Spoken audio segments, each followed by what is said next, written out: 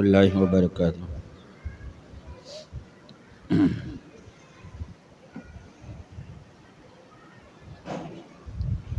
اعوذ باللہ من الشیطان الرجیم، بسم اللہ الرحمن الرحیم۔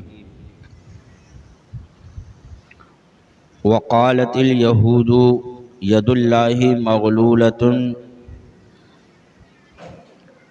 غلت ایدیہم ولعنوا بما قالوا بل یداہ مبسوطتان ينفق کیف یشاء ولا یزیدن کثیرا منہم ما انزل الیک من ربک طغیانا وکفرا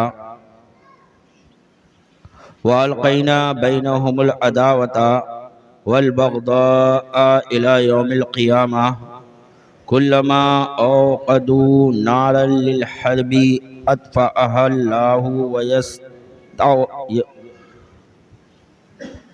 ویستعون فی الارض فسادا واللہ لا يحب المفسدین۔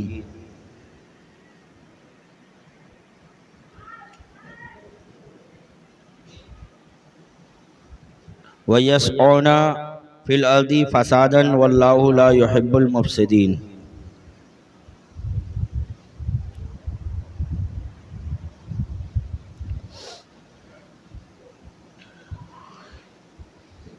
اللہ تبارک و تعالیٰ ارشاد فرماتا ہے، اور یہودی بولے اللہ کا ہاتھ بندھا ہوا ہے، ان کے ہاتھ باندھے جاویں اور ان پر اس کیے سے لعنت ہے، بلکہ اس کے ہاتھ کشادہ ہیں، عطا فرماتا ہے جسے چاہے۔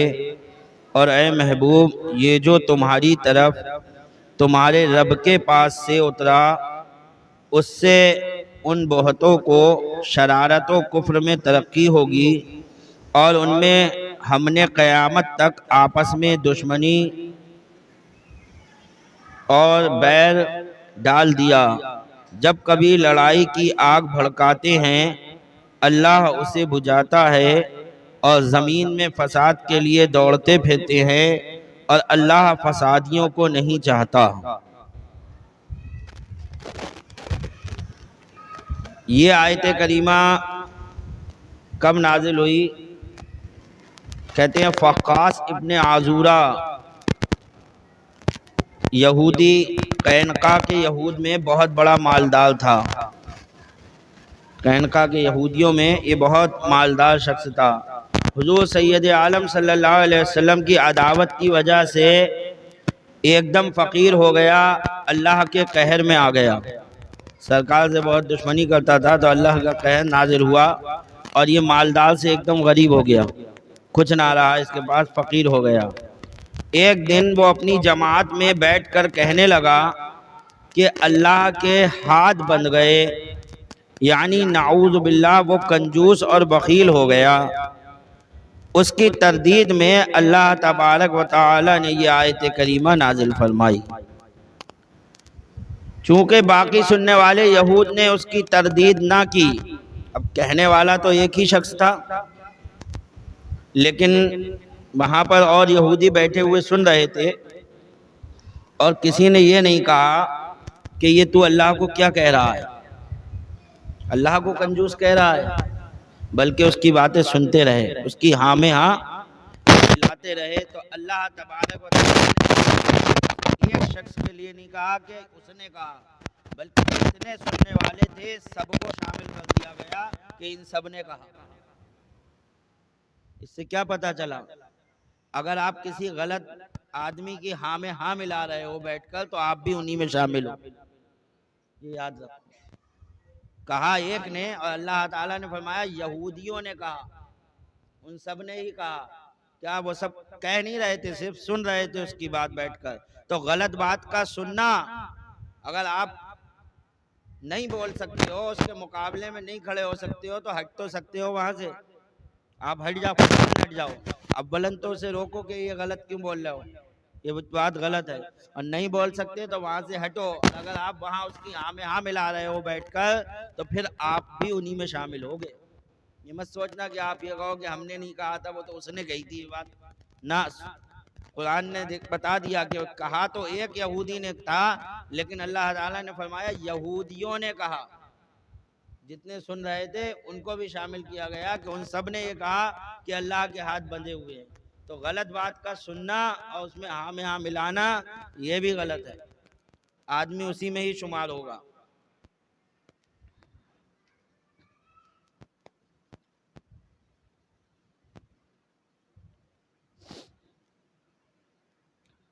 وَلَوْ أَنَّ أَهْلَ الْكِتَابِ آمَنُوا وَاتَّقَوْا لَكَفَّرْنَا عَنْهُمْ سَيِّئَاتِهِمْ وَلَأَدْخَلْنَاهُمْ جنات النعیم ولو انہم اقاموا التوراۃ والانجیل وما انزل الیہم من ربہم لاکلوا من فوقہم ومن تحت ارجلہم منہم امۃ مقتصدہ وکثیر منہم ساء ما یعملون. اور اگر کتاب والے ایمان لاتے اور پرہیزگاری کرتے تو ضرور ہم ان کے گناہ اتار دیتے اور ضرور انہیں چین کے باغوں میں لے جاتے. اور اگر وہ قائم رکھتے توریت اور انجیل اور جو کچھ ان کی طرف ان کے رب کی طرف سے اتارا گیا تو انہیں رزق ملتا اوپر سے اور ان کے پاؤں کے نیچے سے. ان میں کوئی گروہ اعتدال پر ہے اور ان میں اکثر بہت ہی برے کام کر رہے ہیں. تو یہاں پر اللہ تبارک و تعالی نے کتابیوں یعنی یہودیوں اور عیسائیوں کے لیے 3 وعدے فرمائے کہ اگر وہ اللہ کے رسول صلی اللہ تعالی علیہ وسلم پر ایمان لے آتے ہیں تو ہم ان کے سارے گناہ معاف کر دیں گے، چاہے ان کے اب کے گناہ ہوں یا پہلے کے گناہ ہوں، سب معاف کر دیں گے، سب ان کو معاف کر دیا جائے گا. دوسری بات اللہ تعالیٰ انہیں جنت میں لے جائے گا. اور تیسرا وعدہ یہ فرمایا کہ اگر وہ توریت کو قائم رکھیں گے، انجیل کو قائم رکھیں گے جیسے نازل ہوئی ہے اسی طریقے سے اس پہ عمل کریں گے، اور اس میں ہے کہ اللہ کے رسول پر ایمان لاؤ، تو ایمان لائیں گے تو ہم اس کا بدلہ دنیا میں انہیں یہ دیں گے کہ ان کے رزق میں برکتیں دیں گے، ان کو ہر طرف سے روزی عطا کریں گے. یہ اللہ تبارک و تعالی نے اس وقت کے یہودیوں سے وعدہ فرمایا.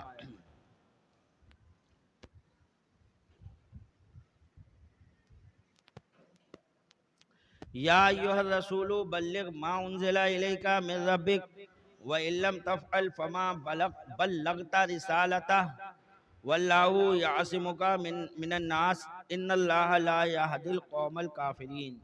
اے رسول پہنچا دو جو کچھ اتارا گیا تمہیں تمہارے رب کی طرف سے، اور ایسا نہ ہو تو تم نے اس کا کوئی پیغام نہ پہنچایا، اور اللہ تمہاری نگہبانی کرے گا لوگوں سے، بے شک اللہ کافروں کو راہ نہیں دیتا. کہتے یہود مدینہ نے جب حضور کی روز افزوں ترقی دیکھی تو بعض ضعفاء مومنین یا منافقین کے ذریعے یہ خبر پہنچائی کہ ہم یہودی بہت بڑے مالدار عظیم جتے والے ہیں، اگر آپ تبلیغ اسلام سے باز نہ رہے تو ہم آپ کو قتل کر دیں گے. سرکار تک یہ بات پہنچوائی کہ بھئی باز آئیے اپنی تبلیغ سے ورنہ اب ہم آپ کو قتل کر دیں گے یا کرا دیں گے، اور اگر آپ اس تبلیغ سے باز آ جائیں تو ہم آپ کا بہت احترام کریں گے، آپ پر اپنا مال خرچ کریں گے. اس خبر کے پھیلنے پر قریباً 100 صحابہ اکرام حضور کی حفاظت کے لیے مقرر ہو گئے. جیسے یہ خبر پھیلی تو 100 صحابہ اکرام سرکار کی حفاظت کے لیے رہنے لگے ہر وقت کہ کہیں کفار نقصان نہ پہنچا دیں. جو سفر گھر اندر باہر ہر وقت آپ کی حفاظت کرتے تھے. اس موقع پر اللہ تعالیٰ نے یہ آیت کریمہ نازل فرمائی جس میں رب تعالیٰ نے اپنے محبوب کی حفاظت اپنے ذمہ کرم پر لینے کی خبر دے دی. تو یہ آیت کریمہ نازل ہوئی جس میں اللہ تعالیٰ نے فرمایا اور اللہ تمہاری نگہبانی کرے گا لوگوں سے. جو لوگ تمہیں قتل کرنے کی سوچ رہے ہیں وہ سوچتے رہ جائیں گے، اللہ تمہاری حفاظت کرے گا لوگوں سے، بے شک اللہ کافروں کو راہ نہیں دیتا.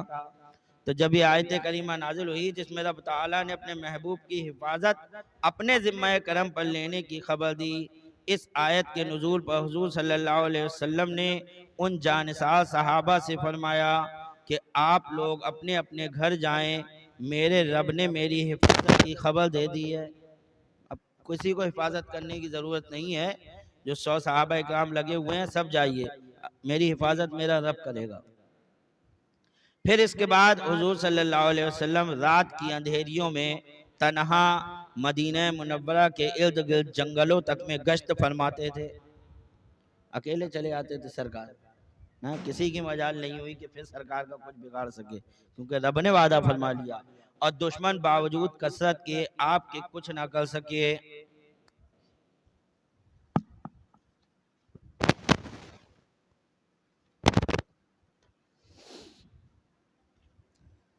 تفسیر کے متعلق تفسیر روح المعانی نے ایک عجیب سا قول شیعہ کا نقل کیا ہے، جو شیعہ حضرات ہیں اس آیت کی تفسیر کے تعلق سے ان کا ایک قول نقل کیا ہے۔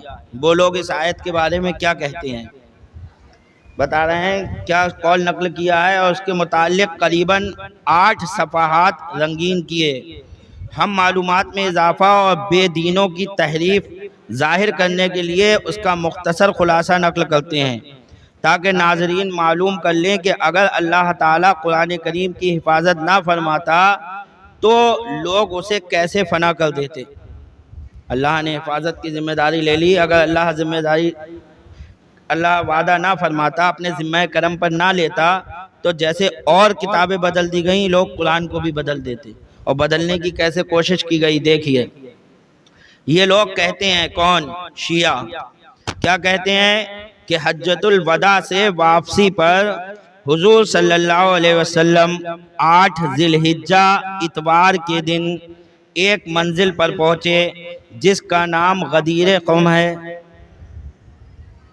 بہت آج کل چل بھی رہا ہے، نیٹ پہ بھی بہت آتا ہے، غدیر، عید غدیر، جسے دیکھو عید غدیر منا رہا ہے، سنی منا رہے ہیں عید غدیر بہت۔ اب اس کا پورا واقعہ یہاں پر سنیے۔ غدیر قم ہے جو جوحفہ منزل کے قریب ہے، مکہ اور مدینہ کے درمیان۔ وہاں کچھ لوگوں نے حضرت علی کی شکایت کی جو یمنی تھے، تب یہ آیت کریمہ نازل ہوئی۔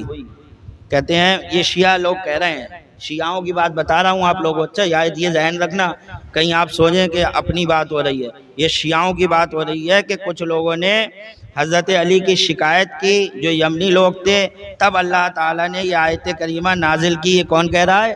شیعہ کہہ رہے ہیں کہ یہ آیت تب نازل ہوئی ہے جس میں حکم دیا گیا کہ اے محبوب آپ حضرت علی کی خلافت بلا فصل کا اعلان فرما دیں، جس میں یہ حکم دیا گیا کہ آپ حضرت علی کی خلافت کا اعلان کر دیں۔ لوگ حضرت علی کی شکایت کر رہے ہیں، آپ بتا دیں کہ میرے بعد اگر خلیفہ بنیں گے تو وہ حضرت علی بنیں گے، آپ یہ اعلان فرما دیں، اور جماعت صحابہ کی مخالفت کی پرواہ نہ کریں۔ جو صحابہ مخالفت کر رہے ہیں اس کی آپ پرواہ نہ کریں، معاذ اللہ رب العالمین۔ سرکار کہیں اور صحابہ مخالفت کریں، ہو سکتا ہے؟ سرکار کی ہر بات پہ تو صحابہ سر تسلیم خم کر لیا کرتے تھے، اور وہ سرکار حضرت علی کو خلیفہ بنائیں اور سرکار جو ہے وہ صحابہ اکرام مخالفت کر دیں۔ اللہ اکبر، کتنے بڑا جھوٹا۔ کہتے ہیں کہ اس میں صحابہ کی مخالفت کی پرواہ نہ کریں، اور پوری آیت یوں تھی۔ اب وہ شیعہ کیا کہہ رہے ہیں کہ یہ آیت ادھوری ہے۔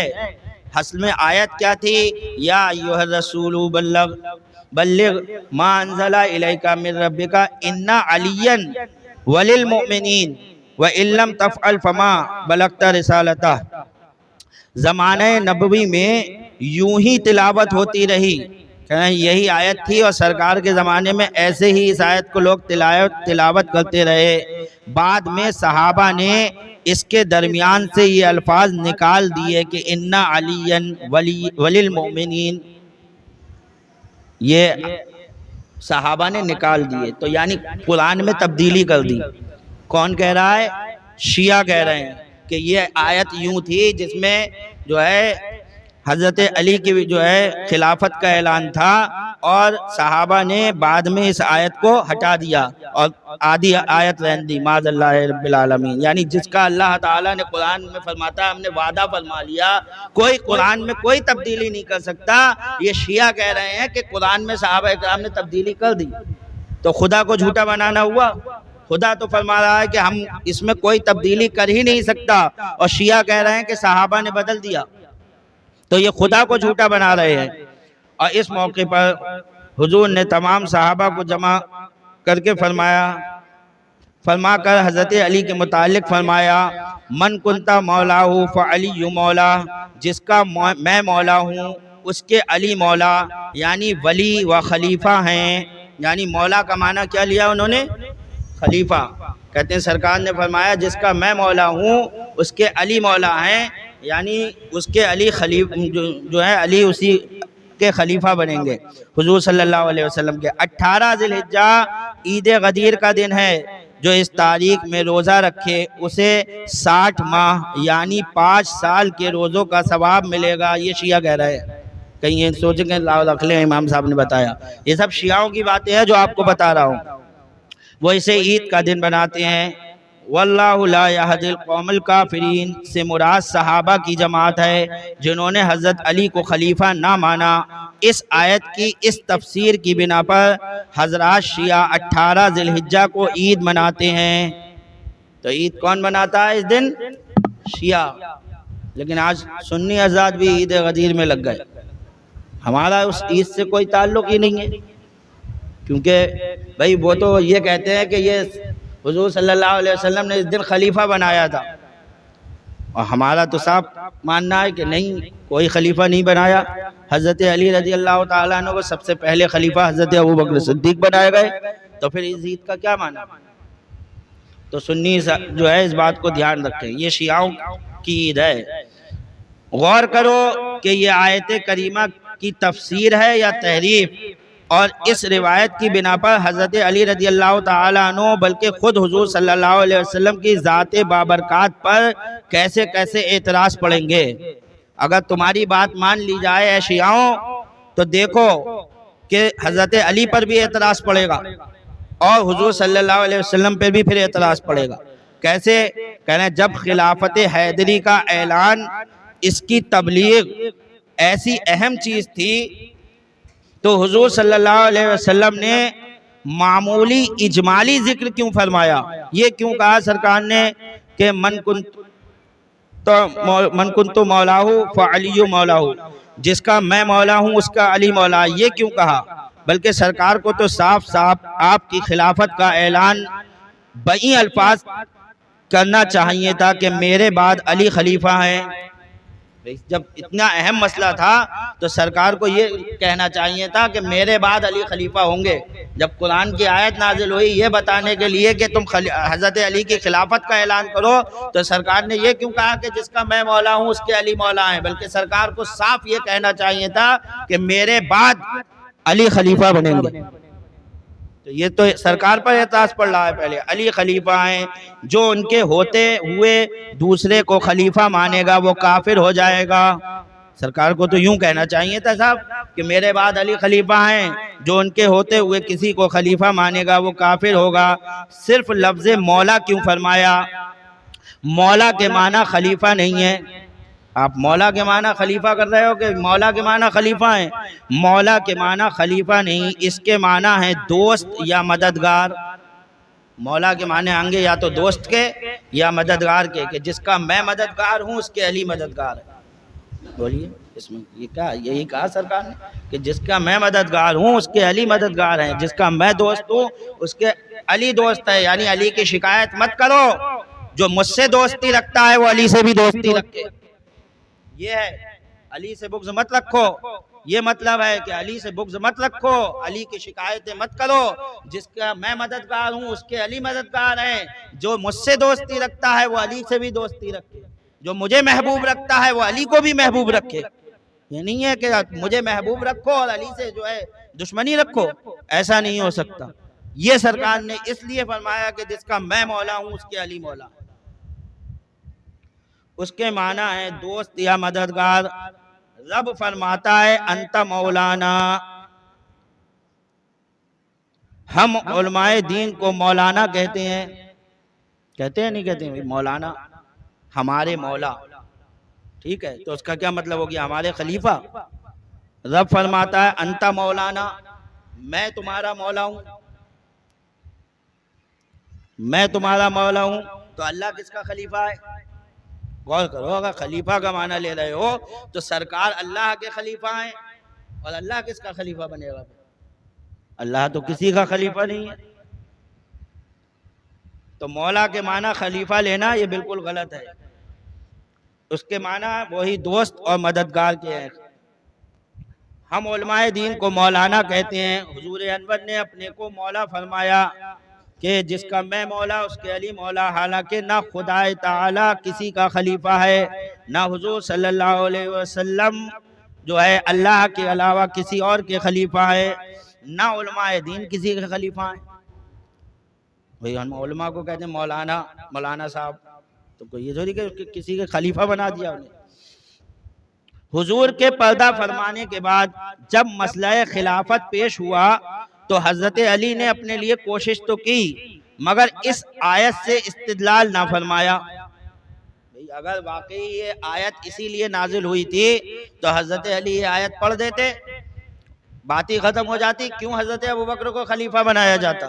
کہہ دیتے دیکھو قرآن کی یہ آیت نازل ہوئی ہے، میرے لیے کوئی اور خلیفہ نہیں بن سکتا۔ لیکن حضرت علی نے تو یہ آیت نہیں پڑھی، کیونکہ وہ اس آیت کا مطلب جانتے تھے کہ اس آیت کا یہ مطلب تھوڑی ہے کہ میں خلیفہ ہو گیا۔ تو حضرت علی نے تو یہ آیت نہیں پیش کی، نہیں اس کو دلیل میں پیش فرمایا، نہ کسی کو یہ واقعہ غدیر قم یاد دلایا، نہ وہ واقعہ یاد دلایا کسی کو۔ جب حضرت ابوبکر کو خلیفہ بنایا جا رہا تھا تو حضرت علی نے نہیں کہا ارے ابوبکر کو کیوں خلیفہ بنا رہے ہو، وہ واقعہ بھول گئے جو سرکار نے لوٹتے وقت کہا تھا جس کا میں مولا ہوں اس کے علی مولا ہے، خلیفہ تو میں ہوا۔ کسی سے نہیں کہا حضرت علی نے، تو حضرت علی نہیں جانتے تھے ان سب کا مطلب، وہ تو باب العلم، علم کے دروازے ہیں، سب کچھ جانتے تھے، اللہ اکبر۔ لیکن انہوں نے کبھی یہ نہیں کہا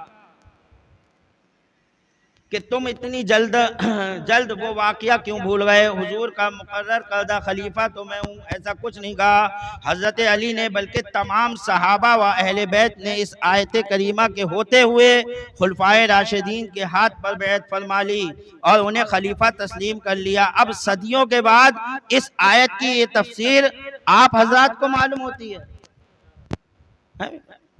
صحابہ اکرام کا دور گزر گیا، کسی نے نہیں کہا، تابعین کا دور گزر گیا، کسی نے نہیں کہا، تبع تابعین کا دور گزر گیا، کسی نے یہ تفسیر نہیں کری۔ آج اتنے سالوں بعد تمہیں یہ تفسیر یاد آ رہی ہے کہ اس کی یہ تفسیر ہے۔ حضرات کو معلوم ہوتی، انہیں معلوم نہ تھی۔ حضرت علی نے اس آیت میں یہ تحریف ہوتے دیکھی کہ اس کا ایک جز نکال دیا گیا۔ آپ کہہ رہے ہو کہ اس میں سے نکل گئی آیت حضرت علی والی، تو حضرت علی دیکھتے رہے۔ غور کرو، قرآن کی آیت بدلی جا رہی ہے اور حضرت علی دیکھ رہے ہیں، کتنی بڑی بات ہے۔ کہنا ہے حضرت علی نے اس آیت میں یہ تحریف ہوتے دیکھی کہ اس کا ایک جز نکال دیا گیا اور خاموش رہے۔ پھر اپنے زمانہ خلافت میں جب خلفائے ثلاثہ پردہ فرما گئے تھے، اسے درست فرما دینا چاہیے تھا۔ چلو تمہاری مان لی، اس وقت دیکھتے رہے، پھر چوتھے خلیفہ تو حضرت علی بنے تھے، پھر اس آیت کو لے کر کیوں نہیں آئے واپس؟ یہ جو جز نکالا گیا تھا اسے پھر سے لگانا چاہیے تھا حضرت علی کو، تب بھی نہیں لگایا، تو یہ تو حضرت علی پہ بہت بڑا اعتراض ہے کہ قرآن کی ایک زیر زبر اگر کوئی بدل دے تو مسلمان قتل عام کرنے کو تیار ہو جاتا ہے۔ اب وہ تو حضرت علی تھے، پورے آیت کا ایک جز نکال رہے ہیں اور حضرت علی کچھ نہیں کہہ رہے ہیں۔ اسے درست نہ فرمایا، بتاؤ یہ کتنا بڑا جرم ہے۔ آج قرآن مجید کے زیر زبر میں فرق کیا جائے تو مسلمانوں میں خون کی ندیاں بہہ جائیں گی، کوئی اسے گوارا نہ کرے۔ حضرت حسین نے خلافت یزیدی کے مقابلے میں سر دے دیا، اس کے ہاتھ میں ہاتھ نہ دیا، مگر وہ بھی اس موقع پر تحریف قرآن دیکھتے رہے۔ یزید کے ہاتھ میں ہاتھ دینا جنہوں نے گوارا نہ کیا، اپنا پورا کنبہ قربان کر دیا، تو وہ کیا یہ تحریف دیکھ سکتے تھے قرآن کی کہ یہ آیت نکالی جا رہی ہے؟ لیکن کہہ رہے ہو کہ سب خاموش رہے، تو یہ تو امام حسین پر اعتراض تم کر رہے ہو۔ اللہ اکبر، امام حسین کو کمزور تم بتا رہے ہو، امام حسن کو کمزور تم بتا رہے ہو، حضرت علی کو کمزور تم بتا رہے ہو۔ ہمارا تو یہ ماننا ہے کہ حضرت علی، امام حسن، امام حسین وہ شان والے ہیں کہ غلط بات اتنی سی بھی برداشت نہیں کرتی، کسی کی مجال نہیں تھی، کوئی بھی ہوتے، حضرت ابوبکر، حضرت عمر، حضرت عثمان، تمام صحابہ آ جاتے، لیکن شیر خدا جو ہے غلط بات کسی کی برداشت نہیں کرتی، غلط ہوتی تو وہ لڑ جاتے۔ تو پتہ یہ چلا یہ سب تمہاری اپنی دماغ کے جو ہے باتیں ہیں، یہ کوئی قرآن کی تفسیر تم نہیں کر رہے ہو، خاموش رہے، ان سب باتوں سے چشم پوشی کر لی جاوے، تب بھی اس حدیث میں خلافت بلا فصل کا ایک لفظ بلکہ اشارہ بھی نہیں ملتا۔ اگر مولا کے معنی خلیفہ ہی کر لیے جائیں، چلو تمہاری مان لیں، اور تم مولا کے معنی خلیفہ کر رہے ہو کہ خلیفہ ہیں اس کے کر لیے جائے، تو بلا فصل کی قید کہاں سے لگاؤ گے؟ یہ قید کہاں سے لگاؤ گے کہ پہلا خلیفہ بنا دیا جائے؟ چلو تمہاری مان لیں، تم کہہ رہا ہو یا خلیفہ مانا ہے، تو سرکار نے یہ فرمایا جس کا میں مولا اس کے علی مولا، اس میں یہ ہو گیا کہ چلو خلیفہ ہیں، یہ کہاں سے ثابت ہو گیا کہ پہلے خلیفہ ہیں؟ تب بھی تو بلا فصل نہیں ہو رہی ہے۔ پہلے خلیفہ ہونا ثابت کرنے کے لیے یہ کہنا ضروری ہوگی کہ سرکار یہ فرماتے کہ میرے بعد علی خلیفہ ہوں گے، تب پہلے خلیفہ ہوتے۔ خلیفہ چوتھے حضرت علی کو ہم خلیفہ مانتے ہیں، چوتھے خلیفہ آپ بنائے گئے۔ الحمدللہ سنیوں کا جو عقیدہ ہے یہی عقیدہ درست ہے، اور اس میں حکمت بھی اگر آپ دیکھو تو آپ کو یہ ملے گی۔ اگر حضرت علی کو پہلا خلیفہ بنا دیا جاتا تو سب سے جو تین حضور کے یار تھے، حضرت ابوبکر صدیق، حضرت عمر، حضرت عثمان، پھر ان کو تو خلافت ملتی نہیں بالکل، کیونکہ سب سے پہلے انتقال کس کا ہوا؟ حضرت ابوبکر کا، اور سب سے آخر میں شہادت کس کی ہوئی؟ حضرت علی کی۔ جب حضرت علی پہلے خلیفہ بن جاتے تو وہ آخر تک رہتے، کسی اور کو خلافت ملتی؟ اللہ کی شان دیکھو، اللہ تعالیٰ نے اس حساب سے ترتیب دیا خلافت کو کہ حضور کے چاروں یاروں کو خلافت مل گئی۔ جسے پہلے دنیا سے جانا تھا اسے پہلا خلیفہ بنا دیا، جسے دوسرے نمبر پہ دنیا سے جانا تھا اسے دوسرا خلیفہ بنا دیا، جسے تیسرے نمبر پہ دنیا سے جانا تھا اسے تیسرا خلیفہ بنا دیا، اور جسے چوتھے نمبر پہ دنیا سے جانا تھا اسے چوتھا خلیفہ بنا دیا۔ تو اس طرح حضور کی خلافت چاروں یاروں میں بٹ بھی گئی، کوئی جھگڑا نہیں۔ لیکن یہ بلا وجہ کی جو باتیں ہیں، اللہ تبارک و تعالی ہم سنیوں کو جو ہے اہل سنت والجماعت پر ہی قائم رکھے، اور شیعوں کی کسی طرح کی باتوں میں نہ آئے۔ عید غدیر یہ انہی کی چیز ہے، ہم لوگوں کو منانے کی ضرورت نہیں ہے۔ وما علینا الا البلاغ، سنتیں پڑھ لیں۔